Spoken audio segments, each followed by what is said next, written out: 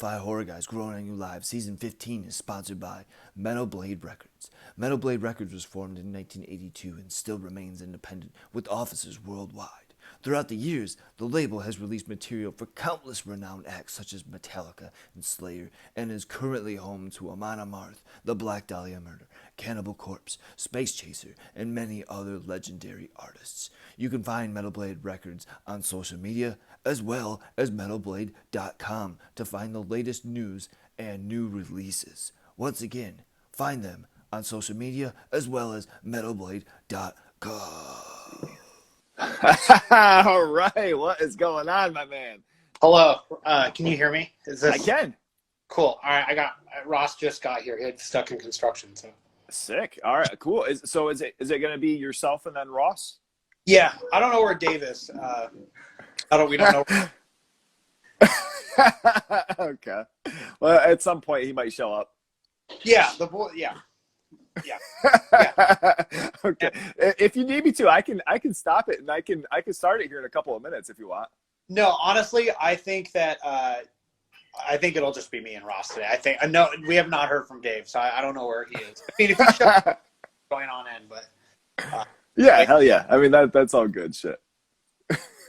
But yeah, no, it'll be us, and I'm glad Ross ended up being able to make it because I feel like I won't be able to answer some of these questions. So. Okay. Well, I mean, that's a little bit of some of these things sometimes is improvising and kind of going about, and I mean, some of the new stuff and the stuff that you guys have put out, we have plenty to talk about. So shit, I can find some stuff. I promise. Yeah, we're both here. Hey, what is going on, my man? Hey.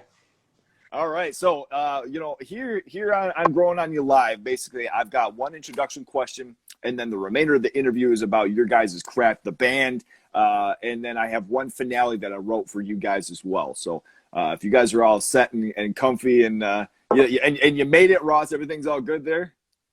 Yeah, I was just riding on mud for a couple miles there. It was really scary. You guys got rain over there?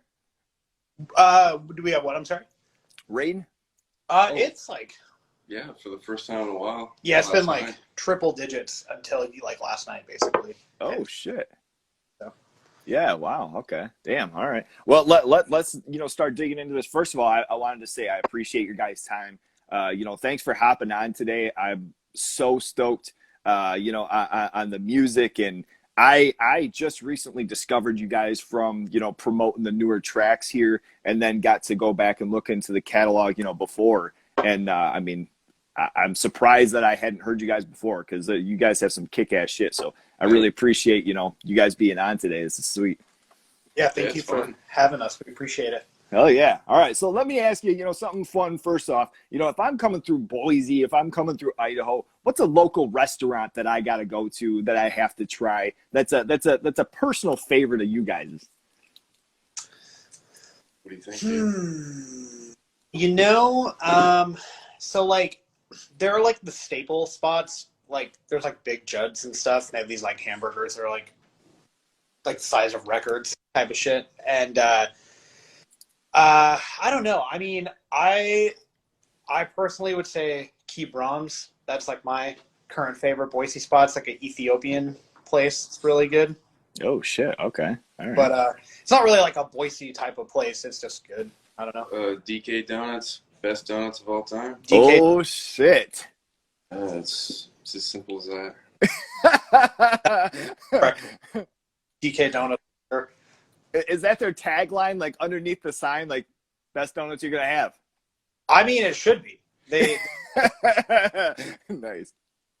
Yeah, that'd be that. I mean, it'd be a good selling point. It's what more do I need? Shit, I'm looking for a good fucking donut, and apparently you have the best. So why would I go anywhere else? They're number one, man. I'm telling you, there's something about them. So good. Do they have specific ones there that you're not gonna find anywhere else, traveling outside of there, or is there a staple to them, or is it just the way that they are? They're just so good, and they're open forever, which is crazy. They're open all the time, and I don't know. They do the bacon. They do the bacon one. I think. Oh shit! I always get the like the just like chocolate bar. I don't know. Honestly, they have these things that are like I don't know. I've never had one, but they always look really good. But they're like these like big hot dog. It's almost like a pig in a blanket, but they're like humongous. And really, so if, I don't know. You honestly just should get one of those and tell me how it is because I've just never had one. Is it wrapped in a donut? It's like almost like wrapped in like the same type of donut. It's not like a sweet donut. I don't think. I think it's a sweet item, but it looks really good. Let's say that sounds kind of fucked. A donut wrapped in a the donut burger. You know, it's like that sweet type of thing. It's yeah. Okay. Nice. I dig that. All right. So digging into your guys's kind of early on, as far as what were some songs or albums that resonated with you guys early on, maybe even starting your interest in music, just as a listener. You want to go first? Well, I mean, my favorite hardcore band is definitely my dad's, which was the first music I really heard, I guess. It's just called State of Confusion. It's the best hardcore. I mean. Oh, okay. Damn. No shit. Their LP just got reissued this year after first coming out in 1988, so it's really cool to see it kind of come back to life. But that was, I don't know, that's how I got into skating too. So I mean, that was just from there. I mean, that was definitely the beginning for me. Okay, all right. So your parents had music playing and had shit constantly going in the house too? I mean, yeah, a little bit. He was playing just like a lot of Sabbath and shit in the garage and Saint Anger, so. Nice. Shit, like what? It's like, you got a skateboard, what's up with that? And he just like, I mean, I was probably like 9 or some shit and just started skating. Then eventually, you get a Tony Hawk game and you hear 25 to Life and there you go. Shit. But Dad played hardcore too, so like, oh shit, and he just told me some of his influences and just like checked out Rudimentary Peni and Gary's Kids and shit, and yeah. Nice. Okay. So how long have you been playing guitar then? When did you end up picking that up? This one I was like 10, I guess. So, okay. Damn. 14. All right. Off and on, I was not good for a long time, so. Okay, nice. We're gonna dig a little bit further into this stuff too, as well. And so, Charlie, you play bass in the band too, but you also play drums too, right? In other bands, Rejected Pack. Yeah, to be honest, like I started with guitar and then got like a crappy drum set at a yard sale, like around the same time. And I think I always liked that more. And so I played drums like primarily, but like through playing guitar, you just play bass. And so I played bass in a couple other bands, but I think this is probably like the first time I've ever well, that's not true. I guess I've been played bass in a couple bands, but this is the first band where it's like really been like, I've kind of tried to grow into playing it more other than just being like, I'm just playing the non-guitar item in the band type of thing. Right. Or not sure. Playing whatever. So, so I play drums, but I don't know. I like playing bass a lot too. It's awesome. Okay. How long have you been playing bass then? I mean, probably around like as long as I've been playing guitar. I feel like there's always been there was always a bass at our house growing up and stuff that my sister's friend gave us. So like around the same time, but again, never really started thinking about bass as its own instrument, as silly as that sounds, for probably till a couple years ago when I filled in on a tour with this other band playing bass and kind of I don't know, because I'm not the best guitar player ever, but I'm good enough at guitar where I can be pretty good at bass, I guess. So it's you can just kind of have more fun and still hit the shit you're supposed to play. So yeah. And I mean, even if without going overly crazy with shit, with bass. I mean, you can do little things, you can slap in a little slime or a little taste, like things like with Waste, in the beginning when you do that slide, it's like little things like that, it's like, it's there, shit. What I think I try to approach like playing bass, and I mean, this is probably like a pretty obvious thing to say, but it's like, I almost approach it from a drummer perspective, just because it's like I'm just trying to do it. I'm trying to lock in with drums, So like, I don't know. I think that's like the one advantage I'll say I love about playing drums is I think it kind of gives me more of like a drumming perspective on the songs to like kind of, I don't know where those hits should be and know when I should not play. I feel like you see a lot of bands like growing up and stuff, and like the bass player will just be playing the whole time with the guitar player, and like, have like, I mean, I don't think I've ever seen like an adult band recently do that shit, but but I try to just approach it as like another almost like as silly as like maybe like a percussion instrument kind of, Oh, okay. Nice. Now, so I got to go back a little bit here. Ross is mentioning the old Tony Hawk games. If you guys could have a track off of this new this new album that's coming out, Gun, what track would you put on a Tony Hawk game, and what game is it gonna be? Oh man! Like, you mean like a game that exists now? Yeah. Like that existed in the past? Damn. Right.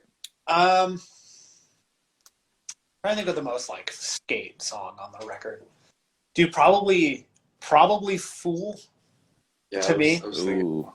That probably Fool, and I think I would either pick Pro Skater 3 or Underground. Those are like my two favorites.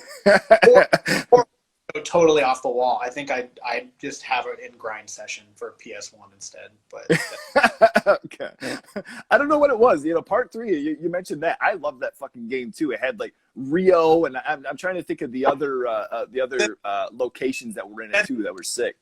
Tokyo Level at the end, Ed Canada, which is just another cliche Canada. Like, it's just like this. Like, it's so funny. That one too. Underground 2. That one's My life, man.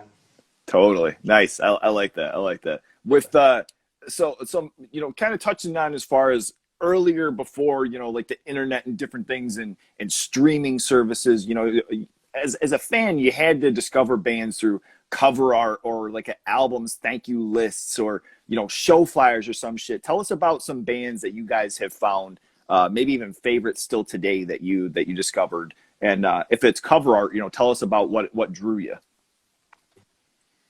That's a good question. Honestly, like, it's kind of hard to say because like I just remember when I was like really young, my brother like dumping a bunch of CDs on me type of thing and just finding out about a lot of aggressive music that way. But I think like the reason this one's like not even a cool cover art thing, but I just remember like the first time like going into a store and picking out something I never really knew. And this is like such a random one, but I just remember being on vacation with my parents and going into a record store in like Oregon somewhere and buying like that CKY, like Infiltrate, Destroy, Rebuild. And I did this band because of like MTV Jackass stuff, and so I just remember buying that and being like, whoa, this is actually like really awesome. Like, it's more than just like this thing I keep seeing like associated with Bam Margera's like a cool band. Like, I don't know, the art album cover is like nothing, it's just a CKY and it's like black and orange. I don't know why. That's kind of one of the only ones I can really remember like going into a store and buying because I was like saw what it was kind of situation. To a degree, I think. I don't know. My mom, like years and years ago, got me a sticker from a record shop, and she was in Seattle, and it was just a really cool, like, funny cartoon drawing of this band. It was called Fun People, and I just liked this sticker so much, and didn't even look them up till a year later. I just liked fucking looking at it, and it ended up being cool. It's like 90s Argentina hardcore band that just played soft rock shit here and there too. Just had like a 30-track album that has some of the gnarliest, just like pretty inspiring, just angry fucking hardcore, but they could also like sing really well and play some cool big shit. But yeah, Fun People. Damn. Really, really good. So she just found this sticker at like a local shop? Yeah, somewhere in Seattle, I guess. On a trip in Oh shit. That's a discovery. Shit. school. What so as far as you guys being based in or around Boise, tell us about your guys' local scene and through the years, earlier shows, and kind of when you guys first were introduced to going shows. Has the scene always been pretty heavy? Have there been a lot of local shows, or do you have to do some traveling? Well, it's kind of weird. Like, I feel like we both have like really different type of situations like coming into heavy music here. So like I grew up like 2 hours away from Boise, like a tiny like town with like 800 people in it. And so anytime we'd want to go see music, and like drive 2 hours, like try to get your mom to like down and like do like kill time while you go see bands or whatever. And so like when I first started like going to see shows a lot in Boise, like there's always like house shows and like different stuff for sure. Like that's always existed. But like for me, it was like always going to, like, we had a spot called The Venue, which was kind of like it was kind of like the staple place for Boise. There wasn't really like a lot of hardcore bands that played there. I think there was for a while, but they kind of like were like no more hardcore shows because like like stage diving and shit like that kind of ruined it for that place. It didn't ruin it for. They were like, we don't want this. So like growing up, it was a lot of like metalcore and deathcore shows, and going to those shows a lot were always like packed and pretty crazy and stuff. But yeah, I mean, the scene from like when I first started going to shows like that was like drastically different than it is now, for sure. Like, I don't know, it's really changed like substantially over the past, like, I don't know, what's 2021, like even like 10-15 years. It's like completely different. Like there are probably still some old faces that are still hanging around, but it's gone through like a lot of like very strange waves. So like when I say like when Ross and I, he's grabbing coffee, when and at like different times, because we're kind of a different age. Yeah, I was like 13. I had the mohawk with my friend. Hardcore punk, and yeah, totally beef Charlie and his crew at first. Dude, shit yet, and it was a lot of first time bullshit. Seeing him at a show. Like I think he had been to shows probably before this one. Obviously, this wasn't like his first show, but I think the first hardcore show I remember was Trapped Under Ice, and I remember these two kids walking in with big mohawks, and I was like, that fucking kicks ass. Like, that's cool. And dude, huge. I just remember seeing Gabe. Our like original bassist. He was literally like 12. Dude, we were both just spiked up and nose just dusted. We didn't know. I just pushed Mosh into some shit and then just got taken out. Dude, I was completely flattened. We had to fucking. Dude, it was pretty rough. But we saw TUI for like 10 seconds or something. Yeah. Damn. Yeah. Well, did you ever get the chance after to actually see them? Yeah, finally ended up getting to do a little tour together like 6 years later. Oh shit! Okay, or yeah, even better, playing with them. Fuck. Yeah, that's sick. It was a dream. Nice. What band was that? Was it in Ingrown?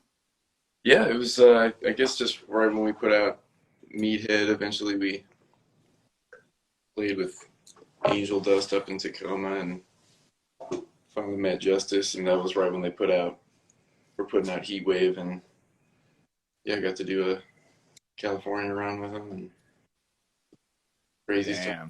That's that fucking rules. Wow. I mean, are there certain acts that you have, even in mind right now that, not to say like a dream type situation, but if something came up, it's like, I got to drop what I'm doing and fucking make this happen tour wise? Oh yeah. I mean, AC/DC. Yeah. Yeah. AC/DC. Fuck yes. AC/DC, ACXDC. Either you guys want to want to do some shit. I mean, really, at this point, we're kind of down to do really anything. I think we have been sitting on our ass for so long. We're down to do whatever, but we'd love to. I mean, play shows at Gulch and Drain and RJC and all the friends. Just 200 stab wounds. 200 stab wounds. Yeah, I'm trying to get my ass. Yeah. Nice. So going along with early on and learning instruments and and getting your first things, what were your first instruments? What was the first guitar or drum set? What was it that you grabbed first? Dude, I just had like a shitty like classical guitar that was like made for kids that we had at the house. Same thing. Nice. Okay. What was it, like an acoustic or was it an electric? It was just like a classical, like acoustic, like nylon string. And okay. I think it's probably cliche to say like my mom was like, if you stay in guitar lessons for like a year or whatever, we'll get you an electric guitar. So I did that, and then I got like a Squier Strat pack that came with like the little amp and shit. It was like first electric guitar probably. Yeah, first electric guitar. Oh, right. Out in my garage. It's covered in stupid stickers, obviously, if anyone. Nice. Well, I mean, did you find yourself with your acoustic, trying to play shit like Slayer, and you're like, why is this not sounding cool? Well, I remember going to guitar lessons. So my guitar teacher was my sister's friend's dad, and he was like a bluegrass dude. And I just like, I don't know why, but so he had a Les Paul. And at the time, like, when you're a kid, you think of an electric guitar, like just a regular Les Paul doesn't look that cool, I guess. Like, at least to me, I didn't really think it was like, and when you think of the way an electric guitar sounds, you think like distorted rock music. And so I remember it being on the wall and being like, can I play your electric guitar? That's what that is, right? He's like, yeah. And he didn't have a distorted amp because he's like bluegrass man. He just had like some clean amp or whatever. And I just remember being like, this doesn't sound anything at all like what I thought it would sound like and shit. But we're going home and trying to like learn just like whatever, like classic rock songs or whatever that, you just wouldn't want to learn as a kid, like, or whatever, and being like, this doesn't really sound like the same as what it should. Like, not as cool, but right. Do you remember early songs that you wanted to learn when getting these first instruments?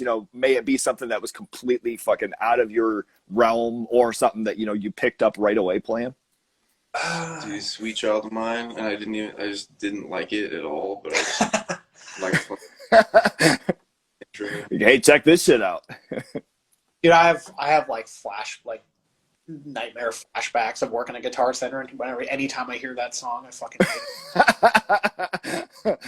I mean, I can only imagine the amount of songs that you at one point in your life enjoyed that you're like, boy, if I ever fucking hear that song again. Yeah, I mean, and I feel like when you're a kid, like, I just feel like, I remember having a MySpace and just like where it's like musical artists, you would just try to put any band you've ever even heard of like in the list. So you're like, these are all the bands I like, and you'd have like this like fucking dictionary level long of just stupid band names of bands you've never even heard. You just see them in Guitar World and shit. Yeah, fucking no, but fucking I feel like the first like rock song I think I learned on guitar was either Back in Black or Communication Breakdown, because like both of those are just nice. So it's like the same chords for either song. I still to this day can't play that first lick, like the in Back in Black. I just suck at guitar, but I can play the other one. I've been like trying to learn that song for I don't know how long I'm playing guitar at this point. I can't fucking do it. Like 8 years. Definitely. Just the Black Sabbath title track. That was yes. Yeah. Nice. Favorite song for years. I don't know. Yeah, for sure. So I need to ask you, I just saw something just recently about you. So Ross, you also play banjo? Yeah, I play a tenor banjo. So, dude, that is so, first of all, absolutely sick. But was that something did you play that before you played guitar? It's funny, like my stepmom kind of inherited a band. Yeah, like inherited it from her grandpa or something was just like sitting in an attic, came down, and it was a 4-string tenor banjo at the time. I just thought it was like I didn't know the difference, and I was already only into bluegrass really. Mm-hmm. I'd only been into guitar for a couple of years, so I was just sitting around, and I got like finger picks and tried to play like a 5-string regular banjo, but yeah, eventually got into Irish music and realized like, oh, it's an actual, Irish tenor, and then started playing that. I mean, alongside guitar for, up until now, really. Yeah, I don't know. Damn, okay. I've been trying to talk all these boys into starting like a country band for so long now. It's like I only play Irish shit with, Jacob Bowers forever. So, I was gonna say, I mean, do you have some sort of a side project or anything that you do, or do you play out at all as far as with the banjo? I mean, yeah, like a couple times just me and my one friend who's the star of the video on the dirt bike and shit.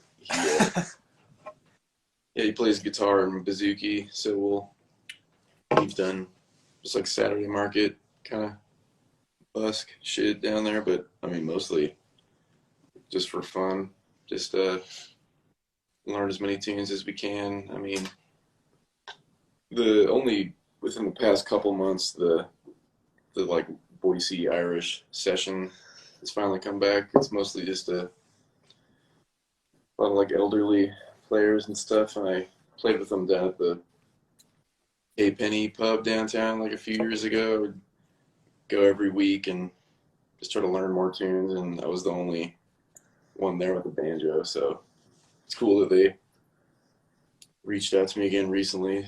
So Oh, damn, nice. Okay. yeah, shit sometimes, which is total blast. But with God, I'm trying to think of what I was just gonna fucking ask. I completely lost it. It was something to do. Oh, with because you were mentioning something too. I think it was in an interview or something. Just as far as it benefiting your guitar playing, or it kind of helping out with that. How does that correlate as far? I mean, obviously it's a stringed instrument, but is there something just like in the muscle memory, or how does that work as far as how does that when you get back to the guitar, how does that help? I guess just it's just the right hand discipline, like, because I ended up, okay. I only like a year or two ago, I like got a more serious banjo just 'cause I got back into it, and especially because of the pandemic and shit, and just started like fully taking playing tenor seriously, so studying the technique and trying to look into more like lesson shit and stuff. The importance of like the consistent like triplets and the like with just the jig. Oh, okay. All the different strumming and shit. Like, I don't know. It's weird. Like, it's important to like not miss shit, and like hit and like strum the same level every time, like how the same shit with like a bow on a fiddle, like just the kind of like aggressive shit they do in Irish music. The same applies to thrash like strumming on the banjo, so it's like it just has to sound like the same every time, so it just helped me take it more seriously. And then like once I got back on guitar, I'm like, oh shit, I'm way better at making this blast riff sound way fucking gnarlier now. And well, just the technique, the triplets and the timing and the discipline all just went hand in hand and just made me better at guitar, really. Okay, all right. The consistency and discipline, once you go back to guitar, that made it a little bit. And I mean, I guess from like being a drummer standpoint, doing something like a blast, that's the same thing with, just making sure that every note that you're hitting is the same. So Yeah, that totally makes sense. I read that. I can't remember where the fuck it was, but I was just like, shit, that is crazy. I need to see where this goes. As far as so we're gonna be digging into Gun here in a second, but I wanted to dig in really quick. So before you had the Dirty demo as well as Meathead, and I want to dig into the old cover art for Meathead. Tell us about that bad boy, and how does Pennywise get on that motherfucker? Man, I don't even know. Like hey, so would you guys be down with a clown beating up a fucking cop or whatever the fuck, or I mean a cop getting beat up? Oh yeah, I mean, didn't even know. Just heard one of the ideas and saw that it was a clown getting his ass beat, which was also the cop. And then I'm like, oh yeah, that looks like the fucker from It. Like that's it's funny. Yeah. Right. So it's just something that the artist kind of threw in there and, give it a little bit of a different character. I mean, because it was kind of same approach as even the latest thing. It was like, I mean, Waylon from Alternative was like, oh, would you guys be into Nick doing it? Like, look at some of his shit. And yeah, great. And yeah, it's like once I heard the record, it was just like, just wanted to draw up what he thought would represent how wild it sounded to him, and kind of just saw that that's what he was starting to draw up. I was like, yeah, that looks fucking great. Like, so nice. Okay. So he listened to the album first and then just kind of went on and did his own thing too. It wasn't anything as far as an inspiration given. Yeah, I think like we pretty much just sent it to him, and the first thing he sent back was pretty much like a variation of like what you see now with like the skull. I think it was like red before, like a different color, and I think there was like the gun barrel that's like in the eye. I think was originally maybe like a tank or something. I mean, it was still really cool, but I don't know. I think like we didn't really have any like ideas, because that was the thing. I just kind of think I remember us being like, the last like the Meathead art is really awesome, but it's like kind of cartoonish, and because it's like it's like hand drawn, which is very cool. But I was like, I think it'd be almost kind of cooler to do something like maybe not as like hand drawn cartoon style type of thing. And so and the dude that did it that's done artwork for like so many cool records, and so we were just like, yeah, he'll just come up with something cool. We'll just give him the record. And yeah, I think it really only took like maybe 2 times for him to send us what we have now, like I think we had like this one, and we were maybe just like make the colors a little different, and that was it. We just liked it a lot. Oh, okay. Was it, and I mean the one, oh, go ahead. I'm sorry, I cut you off. Oh no, it was just painless. It was nice. Yeah. Oh, okay. His interpretation was like, yeah, that represents how I feel the record looks, So Nice. Yeah. And one of the things too, initially that kind of, threw me off even a little bit was like the brown that's around the logo. That was like different, as opposed to something that you see typically. And I'm like, okay, I mean, this is going to be, kind of nasty. And then I start looking into shit. And, next up, I mean, we're going to talk about the Waste video as far as how does that bad boy come about? You got motherfuckers on bikes and guns and skateboards. And I mean, anything you could want in a fucking action movie is right there. Tell us about shooting that.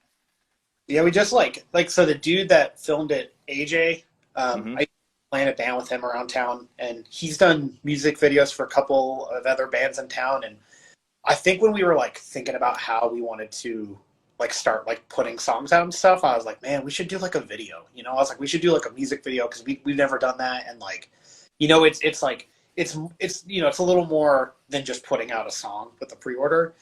And so we were trying to come up with some ideas, and I think like originally like the idea we had, the idea that I was like thinking of, that I was proposing to everybody, I think was like too fucking much. Like I was just going overboard. Like, we should have fire and shit. Everyone's like, we can't really do that. So I'm like, that makes sense. And I think like, I don't even know. We were just like, we should just go set up out in the desert and film, and get Jacob like riding the motorcycle around while we're playing type of thing. And that was like, I mean, that was really it. And then so that all the shots that you see like out in the desert with like the wheelie and stuff, like that was kind of like the first idea, and then we were kind of just like, let's just, I guess, just kind of go from there. Like, let's have some like, you know, shooting stuff and just like some motorcycle stuff, and we kind of just like I filmed like 6 or 7 times, just kind of picked the coolest clips out of every little thing we did and just kind of compiled them. We just tried to keep everything like relative to, you know, like guns and skating and motorcycles. Kind of. Nothing more, just the essentials. We just went out and, you know, did what we know, and like it wasn't even just had some fun. And AJ just had to, like, I only saw his one video, and he just totally has the eye for fucking making shit look wild, and he just did his thing, and I don't know, like, we just fucked around and he just made it look badass as hell. And honestly, just went to cool locations out in the desert and shit. Just went shooting. Were there any stunts or any of the, you know, as far as like with the bike or anything? Did anything go wrong at one point where it was like, all right, let's try this again and hopefully not fuck it up? I think Jacob did maybe crash the big wheel once. Not like hard. I think he was turning around and got like caught in this like dirt road rut and just like fucking ate shit. And I think on the big wheel was pretty flat for some of the wheelies, so that was kind of fun. Other than that, like, I think we stayed relatively. There was actually one shot that didn't make it into the video, which it wasn't like dangerous. It was just so funny to like think about. So we all stood on the edge of like the cliff, kind of where we like had the backdrop filming, and we all tried to shoot like a firing line.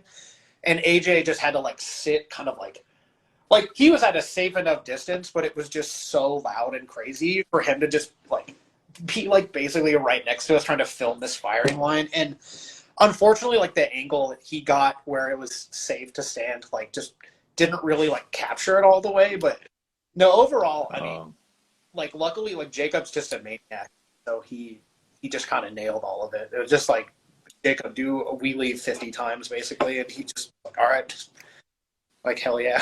So no, just that one little spill, that wasn't too bad. So okay, nice. And as far as, you know, like getting the instruments out there, was that, you know, a pretty far haul from you guys, or was that something just local? And was it a little bit of a pain in the ass getting that shit out there? Wasn't a bad trail, really. I mean, oh, okay. Gotta take it slow. I think we did take. I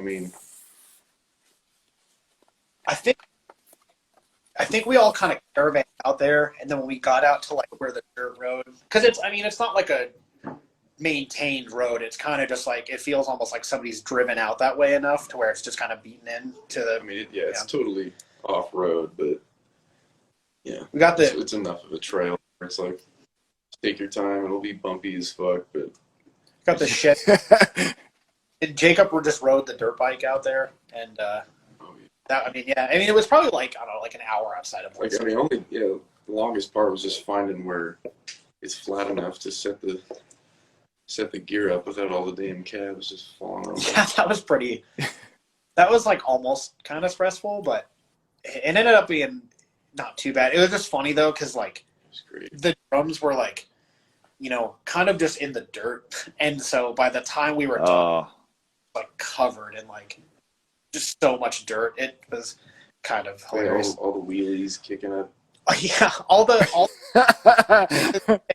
tabs we used in that video, like those mesas and stuff, are like still just like covered in dirt, and like the wheels are like, you know, still off because we just took the casters off because you can't really roll it through there, and like everything is just covered in dust still. We had to like, I think recently, until we changed all the heads on that Roger kit, like it was still had like, I was like wiping off dust from doing that video from out there. I like bought a Bluetooth, like a big Bluetooth speaker at Walmart before heading out there to like use, and it was like not really that loud, so we like put it on the ground by where Dave was like kicking the drum, but he wasn't really kicking it because it was like so loud that like it would just drown out everything. So he was like kind of just hitting his foot near it, and it was just coming up with all this dust. And when I returned that Bluetooth, it was like just so dirty. And they're like, "Did you use it?" And I was like, "No." They're like, "Why is it coming?" Like, just take it back at Walmart.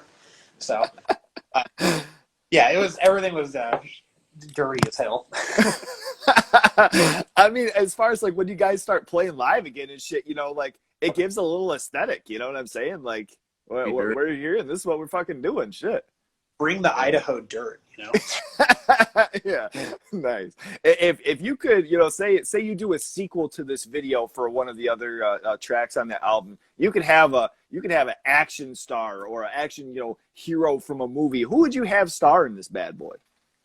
Damn, like a character or like a real actor? I mean, whatever you want. You know what I'm saying? Whatever's easier. Shit.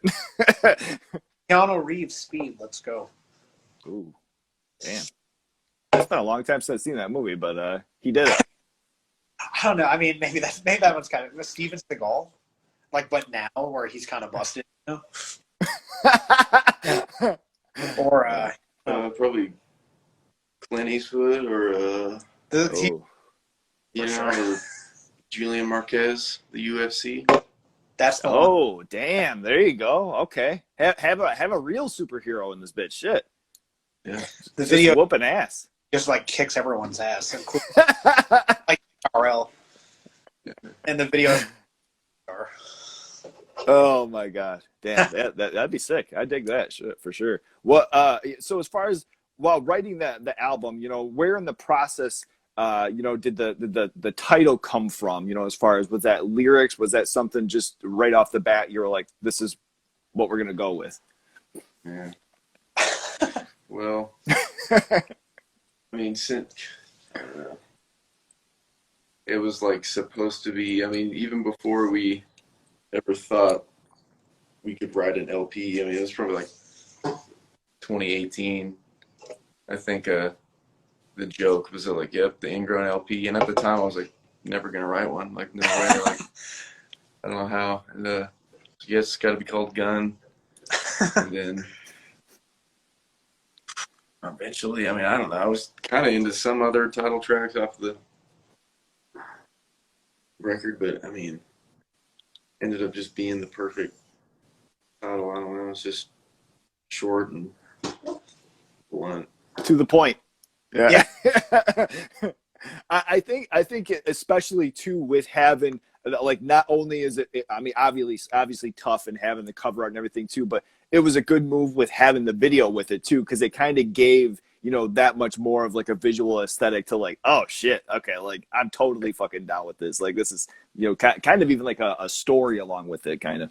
I think so, and I'm excited just for people to listen to the song Gun too, because it's ridiculous. And so yeah, I think that being the title track is cool. So I don't know, it all worked out. Yeah, totally. So you guys recorded with Andy Nelson at Bricktop. You know, what did each of you guys take from the experience, just as far as recording, you know, with Andy and, you know, in the studio there? What was, you know, something that you took from that process? I mean, you know,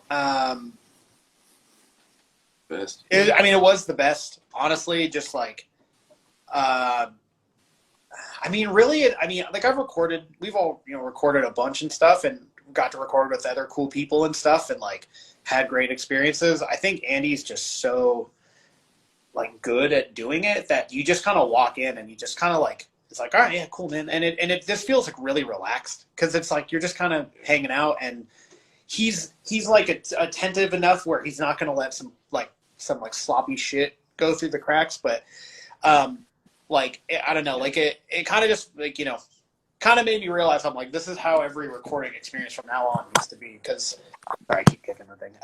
Because I don't know, again, it was like painless. It was really fun.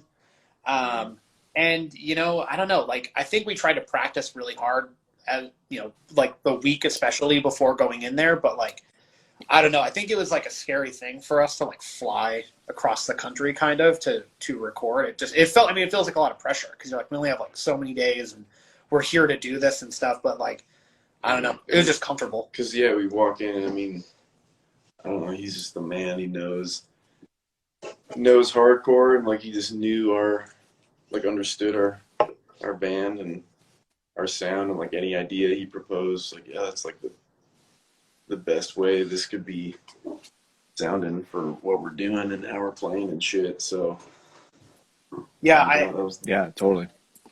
yeah, just being with somebody who gets it, you know, and like know, and like, you know, being able to be like, this person's got like an impressive catalog of music they've recorded, and like, you know, just again in the future, it's like, if we don't end up going with Andy again, which I would obviously love to record another record with him, it just kind of, it's like, you know, it kind of set the standard really high for like what we want to do and who we kind of want to work with, because it's like, you know, him just kind of just getting it with, like, I feel like we didn't even have to say it, or like a lot of the ideas that he would have and propose were like so much, like, just made stuff better, you know, like even just like playing a riff differently, or like, you know, like just tone stuff or whatever. Like, I don't know, he just kind of knew all of it. Like, I don't know, it was kind of, it set the bar really high.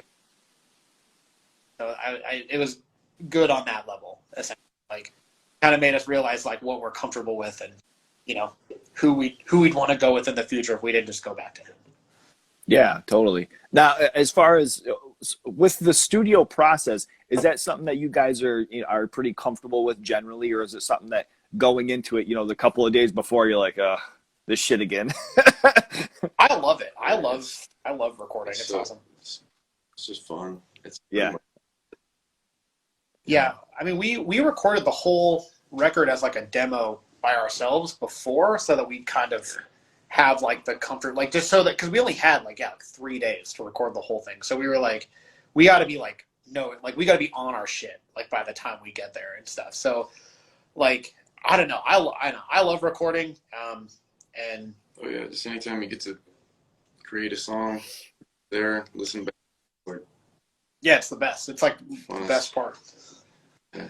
Totally. Yeah. You know, and I ask that too, because sometimes, you know, it kind of comes off as a surprise where, you know, some people, you watch them play and they're the most fluent, fucking just liquid, you know, like absolutely great at, you know, what they do. And then it's like, what, you know, they mention, you know, going to the studio recording, they're like, I hate it. It's terrible. It just, for whatever reason, doesn't click. And I get in this like weird fucking zone. It's like, God damn, really? It doesn't show shit. Yeah. Still, I mean, it's definitely a lot of learning. Like, I appreciate Andy totally helped me get better at playing my own songs, for damn sure, making sure I'm actually doing my best. So yeah, totally. What with now some of the tracks that you had for the album have been around for a couple of years, and you guys have played them live and, you know, had that time. Were there any songs that have just completely transformed from the original, you know, writing or form that they were? Yeah, I mean, we had at least just the last tour we ever did, this is mostly new music on the whole thing, which was exciting, and just to try it out before recording any of it. And yeah, we just had a song, Fool, that, like, I think I just like hated the whole time we played it every night, and I was just like, God, like, can't wait to fucking change that song, because like or now it's just like way better. Yeah, I think that one, like, I think we kept like the overall like skeleton of the song. Like, the structure overall is pretty much identical, but we just like changed the key enough and like changed like a couple core riffs and the end, like, specifically, and it just became like so much sicker. And it's kind of funny, I remember when we were playing it on tour, it was like one of my favorites to play because it was fun. But then, and I remember you proposing like we should change it, and I'm like, oh, I like it. And then I just remember coming back, and after you had changed it, I'm like, God, this is actually so much better. And I didn't think about it until I saw a video of us playing it on that tour, and I was like, God, this song definitely was not as cool as it is now. Yeah, just one of those, they were just a couple parts or a couple ideas, like, just once you get live or something, or you hear it back, it just doesn't sound as exactly how you thought it might. I think the only other chord thing was on Waste. It goes into that like halftime. Well, it's not really halftime, but it goes down to like almost like where it almost like the breakdown riff at the end almost slows down. I think at the end it was like it cut before when it did like. It's one of my dad's ideas. Yeah, it is a good one. So that also was like pretty different. I think other than that though, like, I think everything by the time like we had it where we had it on like the demo, I think like other than that change to Waste, maybe, I think like, and I guess Fool, everything was pretty much the same up until then, if that makes sense. Like I don't think we really changed anything too drastically to where it's not like the same song anymore, but Fool would probably be the one for sure that happened with. Does that make sense? Okay. Were there any tracks that when you were in the studio that you'd written, or that just shortly before that you had just written like fresh for this recording time? Pretty much all of them. Oh yeah, Oh, okay. definitely a few of them. I don't know about most, but Because I think Shell came out. Shell was probably I guess.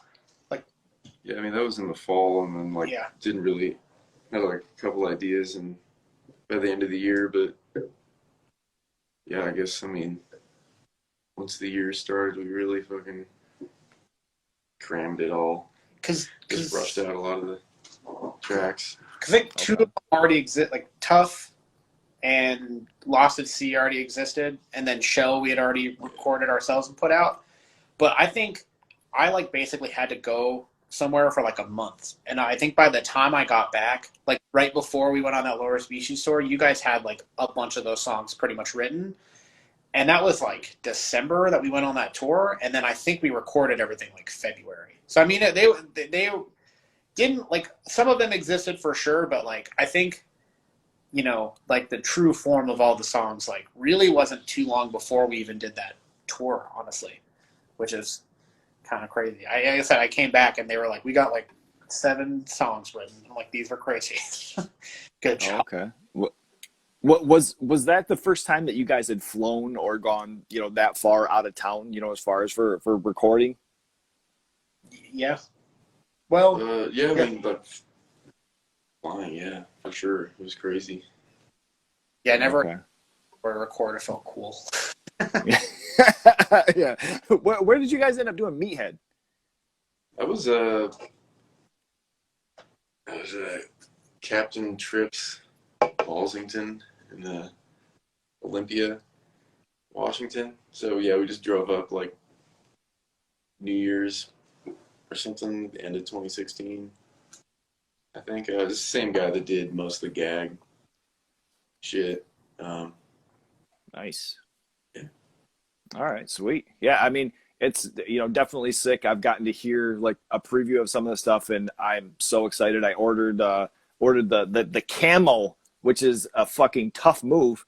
Was that? I mean, what goes into, you know, as far as like some of the color ideas that you guys had? Did you just have that I want this, and I think I want this, or is there something specific? It was just basically like record green and orange, roughly, and then the other one's Idaho blue and yellow, because the Idaho state flag is blue. Oh, That one. Just had to. Somebody's got to do Realtree camo, you know. Yeah, Finally, yeah, Idaho. You know, had to do it Idaho. nothing looks better. I mean, is there any plans of doing like any sort of like camo fucking bib overalls or anything like that? Like, you got some sick shit lined up for merch? I mean, that's all we talk about. Sweet. Oh, wicked, dude. We got some ideas that if like find a way to pull some of them off, or like get somebody to do it and it doesn't cost like $1 million, like we'll have some like cool shit. Nice. I'm not gonna say anything, because if it doesn't happen, I don't want people to be like, you said you were gonna do this and we didn't. But Yeah, for sure. on non-clothing items specifically, that would be very cool. Ooh, okay, nice. Yeah, I don't want, you know, I don't want to, you know, push anything out that's not, you know, comfort for saying or anything. But yeah, that's sick. I mean, that'd be cool. You know, just this last guest that I had on here a little bit ago, he's in a band called Space Chaser, and they released their album in a fucking pizza box, and it comes with like a back patch and all this shit. It's just like, dude, that stuff's so fucking sweet. But you know, I went to go get your guys' record, and the fucking vinyl's camo. I'm like, I don't know how I'm not gonna buy this. Like, even if I didn't like it, shit. Because we just told Ian, we're like, these are the colors we think it should be, and then and it just ended up being camo like that. I was like, this fucking rocks. This is so cool. Like, So sweet. it ended up cool for sure. Like the colors ended up coming out the way I thought they should. Yeah, totally. I dig that. This is wrapping up. The questions that I had prepared before the finale here. This is your guys' opportunity as far as what shows you guys got coming up. What are some things? Obviously, the record comes out August 20th, right? Yeah, and we have a show that day, Chain Reaction in Anaheim with fucking Mind Force, which is so cool, and Zulu and No Right. And so that'll be the official record release show that day. And then a week from then, we have like a Boise record release show here with some local buds. That'll hopefully be pretty good. And then we have a show in Las Vegas with Rotting Out and Dead Heat, 9/11. And then 9/17 Portland, 9/18 just another gig in Tacoma. And then 9/19 New West, BC with all the boys. So those are coming up so far. Damn. Counts. So yeah, wow, lots of cool shit. Lots of cool shit for sure. And I do want to say I'm super stoked on this album. Getting to hear some of it. The thing fucking rips. So I'm glad that it came on my radar. It wasn't something, with the previous stuff that I had heard yet. But once I saw your guys' the cover art was the first thing I saw. And then I saw the video. I'm like, holy fuck. They're doing it. Appreciate you having us on. We like doing stuff like this. So Hell yeah. Absolutely. I know. And I play too. If you guys end up coming on the East Coast somewhere or the Midwest there, or if we fly over or something, I'll have to hit you guys up and see about figuring something out too. Cause love the scene. Yeah. Let's see. So for this finale, I wanted to have a little fun here. I wanted to dig into doing, bring a little old school, and if there was something you guys were going to have an Ingrown track from the newest record, you're going to have it on a 5 songs for $5, 5 bands demo. All right. So just a little tape trading. All right. You guys are going to have one of your songs from the new album along with 3 other bands and 1 band outside of the hardcore community. What other bands are you going to have on this demo, and what band outside of the hardcore community are you going to have on that bad boy? Yeah, that's a great question. So it's us and 3 hardcore bands, or 3 bands in our realm and 1 outside of hardcore. Yes, sir. Damn. Boy. Let me think here. So you want us to pick the songs too? If it's not too much, that'd be sick. Shit. Damn, this is a tough question. There's so many choices. Oh boy. Let's You just go with the band. That'll be that'll be perfectly suffice. So it's us, and it is. Probably gotta go Gulch. The dudes. Spine, big time. Oh, dude, they're so fucking sick. God, I love that band. Yes, oh, yeah. Big same. Shit, this is so hard. Fuck. What's another one that just would be just too good? The dream is to have the Waylon Jennings 5-piece. On one. Rest in peace. Boom. Yep, and then we need one more hardcore band. Shit, man. Who would you have outside of the realm? Waylon Jennings. Oh, I didn't hear that. I'm sorry. Oh, fuck, that would rip. Of Jennings. Course. Yeah. God, man. Shit. Spine, Gulch, Waylon Jennings, Ingrown. And I want to play with Negative Approach again. And we got Oh, yeah. By them.